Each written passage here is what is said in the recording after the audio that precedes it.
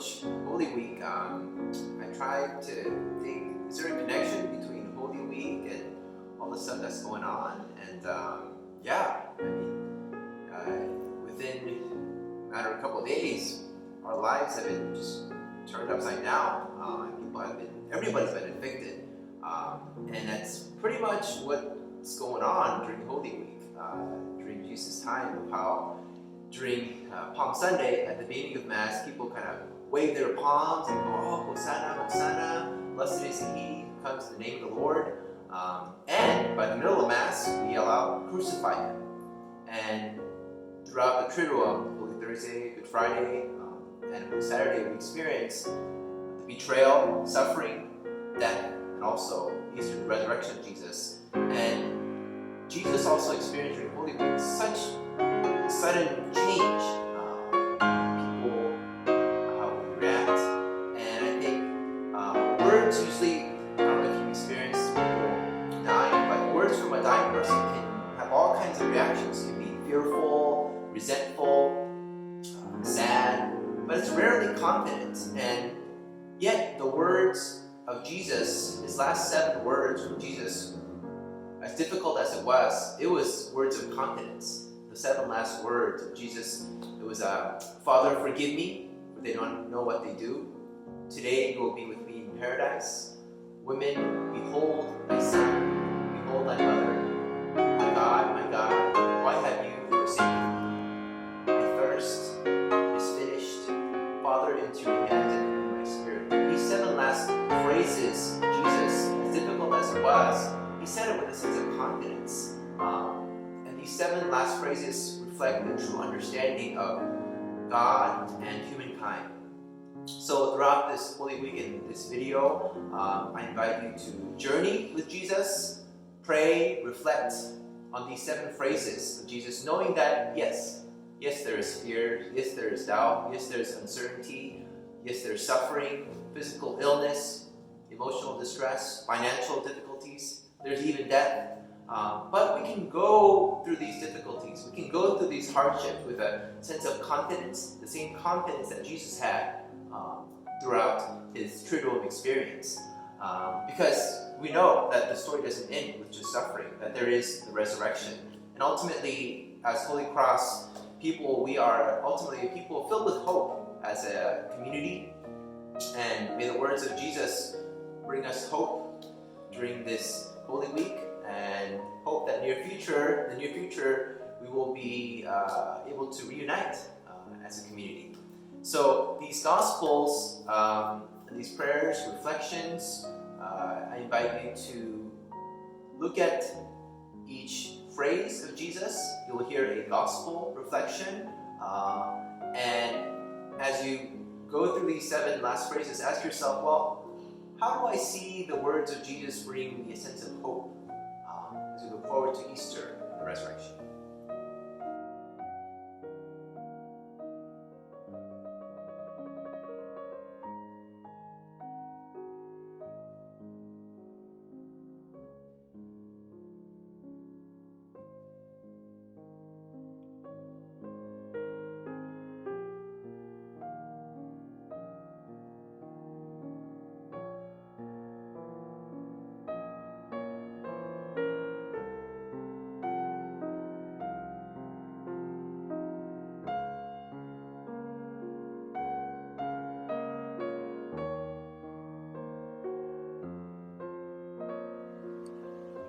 The first words that Jesus spoke from the cross are words of love. Father, forgive them, for they know not what they do. I suppose it shouldn't surprise us too much that Jesus responds to violence, abandonment, and betrayal with love. After all, he is Jesus. But still, imagining Jesus looking down from the cross at the Roman soldiers who just hung him up there, as they prepare to cast lots to see who will get to keep his clothing, it's remarkable to think that he is still able to respond with love. If I found myself in the same situation, I would probably ask God to smite these men, not forgive them. So what does it mean that Christ would choose love, grace, and forgiveness during this moment of pain and suffering? I don't know about all of you, but The most significant change that I have had to manage during this transition to remote teaching is I have a lot more unstructured time on any given day. Those blocks of time, with no immediate responsibilities, have first and foremost offered me opportunities to connect with people who I haven't been in great touch with recently. College friends, former athletes, people I used to work with, and extended family members, for example. These words of Jesus have also challenged me to use this time to seek forgiveness from folks that I have wronged and offer forgiveness to those who have wronged me. These conversations are certainly not easy, but they can offer great healing. If I'm being completely honest, the person to whom I'm having the most trouble extending grace and offering forgiveness right now is myself. When we began this remote schooling experiment, I found myself lacking motivation to do simple tasks like fold the laundry, starting projects but not following through with them, and even using the shelter-in-place ordinance as an excuse to disconnect from people who are used to counting on me. And then I heard some wise words from a friend on Facebook. We're not simply working from home right now. We are managing a crisis and trying to get some work done in the meantime. This thought reminded me that grace, love, and forgiveness are not simply intended for us to extend outward, but also inward. I have so appreciated our administration's recognition of the challenges of this time for our entire community that go far beyond setting up a Zoom call. We are complex beings enduring a challenging time. As much as we might expect it, we're not going to be perfect remote educators after a few weeks of doing it. The good news is we get a new chance every day to keep practicing, striving, failing, and extending that grace to ourselves that God has already extended to us. God's love, demonstrated in Jesus' words of forgiveness on the cross, isn't going anywhere. God's grace abounds, and God's mercies are new each day. Take heart and be well.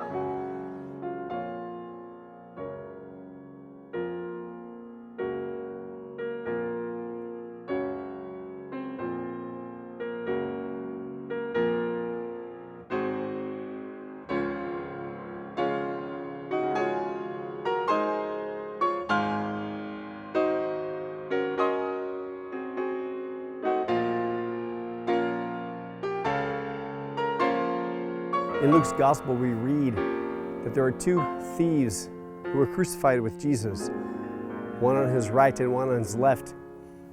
And one of them turns and mocks Christ. The other one turns and humbles himself and says, "Remember me when you come into your kingdom, Jesus." Jesus says to him, "Today you will be with me in paradise." Paradise. What is it? If paradise is Earth 2.0, then I don't want anything to do with it. If paradise is watching Netflix all day long and eating a bunch of food, I don't want anything to do with that. I've experienced that for the last 3 weeks. Netflix isn't all that it's cracked up to be. Rather, I don't think as paradise as Earth 2.0. I think paradise as this perfect opportunity now that we are in with coronavirus. And that is that we strive to be in union and communion with each other. We strive to be together as a Lancer community. And that, my brothers and sisters, that is paradise. That is heaven. That is God. As God is a union and communion of persons, so we desire to be union and communion with each other. The penitent thief, the tradition of the church calls him Saint Dismas. That's right. He went on to become a saint, because he was aware of his sin, even in the midst and the moments before his own death and anguish. Venerable Fulton Sheen says, "It is not Christ who died, it is sin who died." As we celebrate and commemorate Jesus' death on the cross, keep that in mind. Are we that penitent thief? Are we that person who's asking for forgiveness? Are we aware of our own shortcomings and our own deaths? Are we ready for paradise?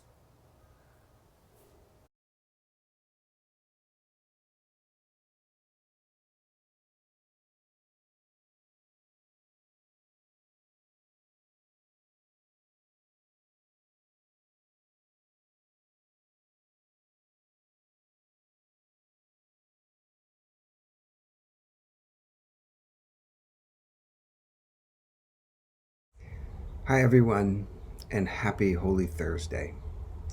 So, I'm here to reflect a little bit on the third set of words that Jesus speaks while he is dying on the cross. And these come from the Gospel of John, when Jesus turns to Mary and says, "Behold, this is your son," and then turns to the beloved disciple and says, "This is your mother." Now, it is certainly obvious and acceptable to think that Jesus spoke these words so as to ensure care for his mother, Mary, after he was gone from this physical human world. But I think it would be remiss to consider this the only reason. For this moment in his ministry was not the ideal time for him to suddenly resort to the practical. In fact, so much of Christ's ministry was impractical, for he dangerously challenged all the status quo, and he rebelled against the norm. In his ministry of love and inclusion, Jesus embodied the ultimate nonconformist of his day. So in this moment, where Jesus invites John and Mary to become family, he challenges all mankind to embrace the message of his ministry, a challenge that daringly reduced all the religious laws to two simple precepts: love God and love neighbor. This is the challenge that Moreau certainly embraced when he devoted the Congregation of Holy Cross to the Holy Family, so that each member would express their relationship to each other in such a way that the world would notice and proclaim, as St. Paul said of early Christians, "See how they love one another." So this certainly is a challenge, and it requires faith. In the words of a 20th century philosopher who writes, "To practice the art of love requires the practice of faith, and to have faith requires courage, the ability to take a risk, and the readiness to accept pain and disappointment. To love means to commit oneself without guarantee, to give oneself in the hope that our loving will produce more love, and in this regard, love is an act of faith." So when Jesus invites his mother and his beloved disciple to be family, he challenges all of us to do the same, to love one another with faith, without guarantee, and with the hope that such love will bring about more in this world.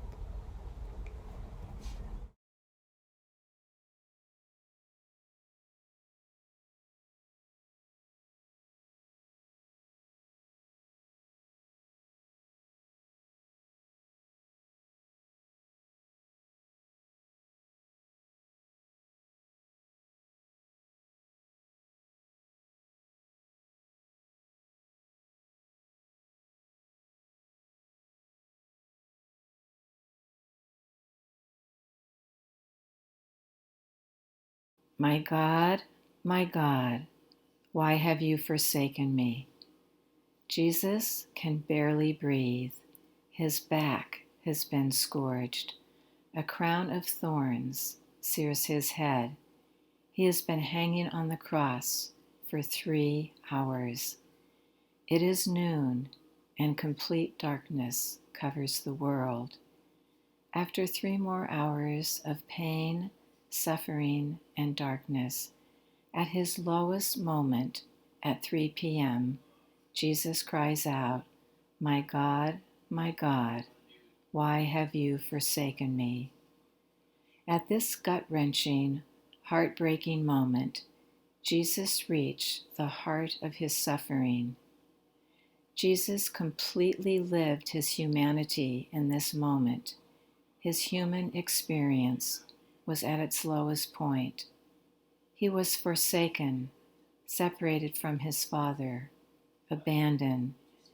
At that moment on the cross, God, Jesus' Father, laid all of our suffering, despair, and wrongdoing on Jesus, hanging on the cross.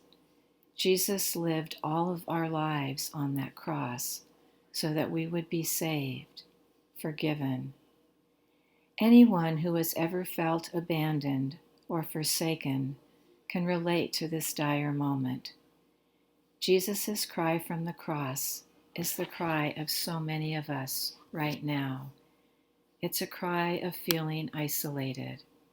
It's a cry of suffering from uncertainty. It's a cry of needing supplies, needing food. As Jesus did, it is okay to cry out loud for an end to this virus, to cry out loud for an end to the uncertainty, to feeling scared, anxious, abandoned. My God, why have you forsaken me? Is not just a cry of lament, but a cry of hope. Hope that healing will come. Hope that God is not finished with us yet.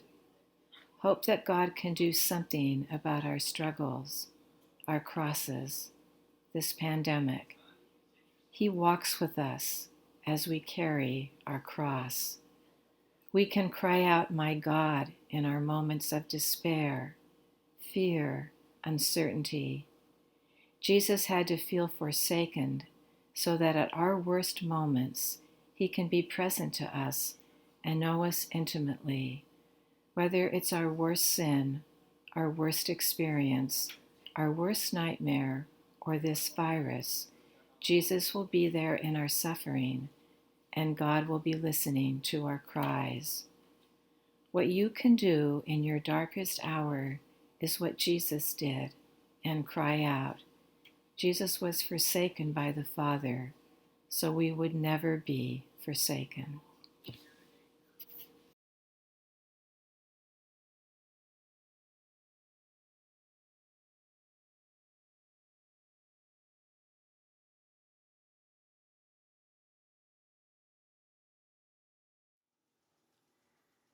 In John's Gospel, chapter 19, verses 28 through 29, we hear the following. After this, when Jesus knew that all was now finished, he said, in order to fulfill the scripture, I am thirsty. A jar full of sour wine was standing there, so they put a sponge full of the wine on a branch of hyssop and held it to his mouth. Now, traditionally, these words of Jesus, I am thirsty, are called the words of distress. After all, at this point, Jesus had been hanging on the cross for hours. He had to lift himself up by his pierced hands in order to even take a breath, and he thirsted. This need of his, this thirst, is, I think, one of the most basic human needs. Who of us could say that we've never been thirsty, or even that we've never thirsted so much that we felt desperate for just a sip of water? I think at the time of coronavirus, we all know what this is like, given that even weeks before we went into our shelter in place, water was the top item flying off the shelves. I am thirsty. If there's ever a question of Jesus' humanity, I think that this is proof of it. Yes, he is divine, but he also lived a very human life, and he died a very human death. And I think, surprisingly, that brings me some comfort to think about, because Jesus lived as one of us. He experienced the joys and the comforts, as well as the suffering and the pain that humans feel. In a time like right now, when the world seems to be upside down and surreal, I'm comforted by the fact that Jesus understands and relates. I would venture to say that all of us have been feeling some amount of distress lately with coronavirus. Some of you might be facing the distressing challenge of having 2 jobs right now, of parenting and full-time teaching, while also trying to maintain your house and your families and your relationships and your sanity. Some may be facing the distress of having a sick loved one, whether it's with coronavirus or not, or having a parent who you cannot be with, or someone who's immunocompromised and you're worried isn't staying home and staying healthy. Some of you might be facing the distress of a loved one who has an essential job and who's going to work every day so that all of us may be safe at home instead of them being safe at home. During this shelter in place, I find myself in more and more distress with every passing day. I started off about 3 weeks ago feeling that my introverted self was nailing this shelter at home thing. I felt pretty happy. I felt recharged and at peace. I worked for long hours, but at night I got to watch my favorite shows or read. But increasingly with each day and with each coronavirus update, I feel my levels of stress and anxiety and distress increasing. I'm distressed because my immunocompromised parents decided now was a good time to return to Washington State. I'm distressed because my students are overwhelmed and they're quickly losing motivation.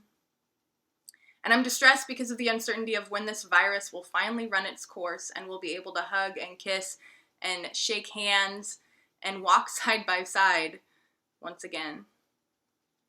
During this time of distress, let us remember that we're not alone in our distress, in our pain, and in our suffering. Yes, we have each other. And Jesus, who lived a human life and died a human death, did so for the salvation of all of us. He knows our pain and is with us in our suffering.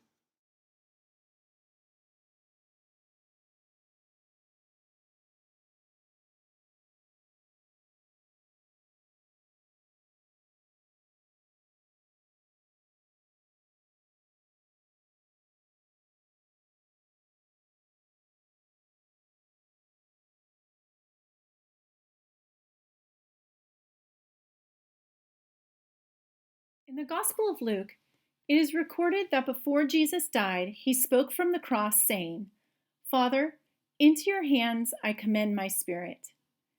Everything in Jesus' life leads up to Jesus dying on the cross for us.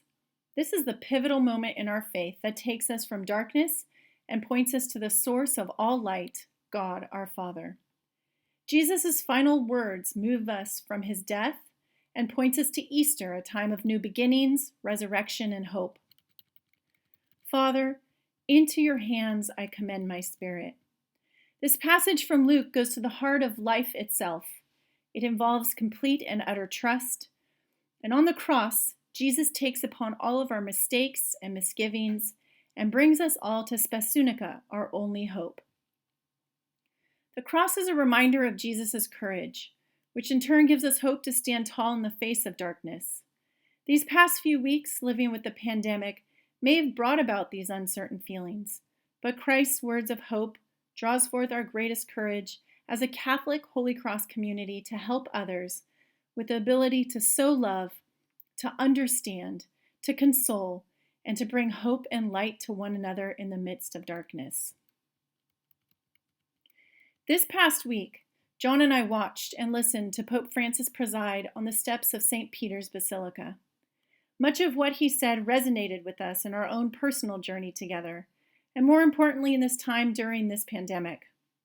So if I may, here are some excerpts from Pope Francis that I would like to conclude with that spoke to me as I reflected upon the last words of Christ on the cross.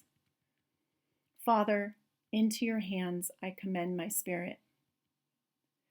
Pope Francis said to us, "How many people every day are exercising patience and offering hope, taking care to sow, not panic, but a shared responsibility? How many fathers, mothers, grandparents, and teachers are showing our children in small everyday gestures how to face up to and navigate a crisis by adjusting their routines, lifting their sight, and fostering prayer? How many are praying, offering, and interceding for the good of all? Our faith begins when we realize we are in need of salvation. We are not self-sufficient. By ourselves, we may flounder. We need the Lord like ancient navigators needed the stars. The Lord invites us to reawaken and put into practice the solidarity and hope capable of giving strength, support, and meaning to these hours when everything seems to be floundering. The Lord awakens so as to reawaken and revive our Easter faith. We have an anchor. By his cross we have been saved. We have a rudder. By his cross we have been redeemed. We have hope. By his cross we have been healed and embraced so that nothing and no one can separate us from his redeeming love. Amen.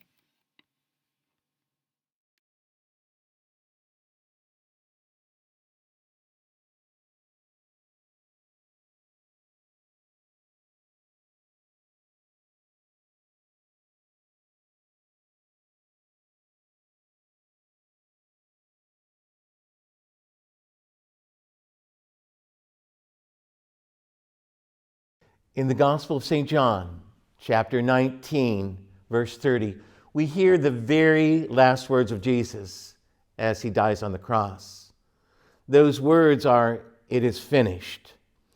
There is, I believe, part of any one of us at any given time to be defeatist in something that we hear or experience. This phrase of Jesus from the cross is anything but that. Jesus came to bring hope and a renewal of spirit, and to enkindle within us a return to our original goodness as the images of God that we are. These words Jesus speaks from the cross speak of his fulfilling the mission the Father gave to him. And that mission was to draw us back to right relationship with God and with one another. That mission was one of hope, an essential theme for us as a Holy Cross community. And in fact, our brick theme for this year. Jesus delivered himself up to the Father on our behalf. He offered his love and his life for peoples, past, present, and future. Let us hold fast to this gift given to us by God through Jesus in what has got to be the most perfect, unconditional love that ever could be or ever will be. Jesus Christ, yesterday, today, and forever.